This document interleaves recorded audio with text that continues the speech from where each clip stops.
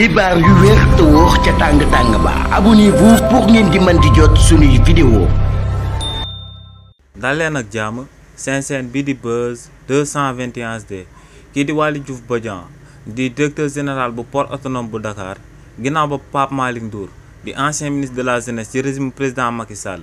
génnee daal di ŋàññ plan de redressement économique et social bi nga xam ne moom la premier ministre bii di Ousmane Sonko na ma amal ci vendredi bi ñu jëm daal di wax que ne gouvernement bu bees bi ci ay fantasme lañ daal di dëkk waaye amuñu boussole amuñu cohérence amuñu programme amuñ cap gu leer ak gouvernement la boo xam ne day improviser bi nga xam ne bañ leen falee ba tey dañuy rey ak ay slogan ay affiches ay branding ak ay promesses yu dul daal di jeex waaye tamit gouvernement boo xam ne tey ñu ne la solution suba ñu ne la projet bu bës setee ñu daal di tagg seen agenda de transformation systématique bu guddi jotee ñu daal di andi ak plan de redressement économique et social ne gouvernement bu mel noonee du seeni kàddu la nit war a daal di sukkandiku daal di gëm benn plan de redressement économique ak social buñ na ma mën a daal di amal ci réewu Sénégal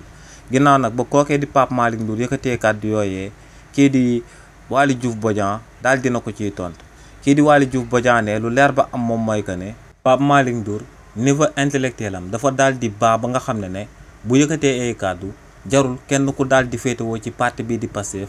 daal di ko ciy tontu nee nañ ko daal di bàyyee analyse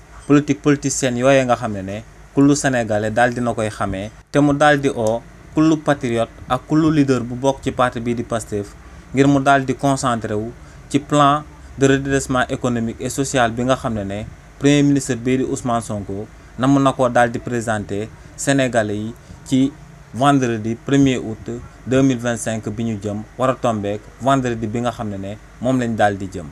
xibaar yu wér te wóor ca tàng ba abonnez-vous pour ngeen di mën di jot suñuy vidéo.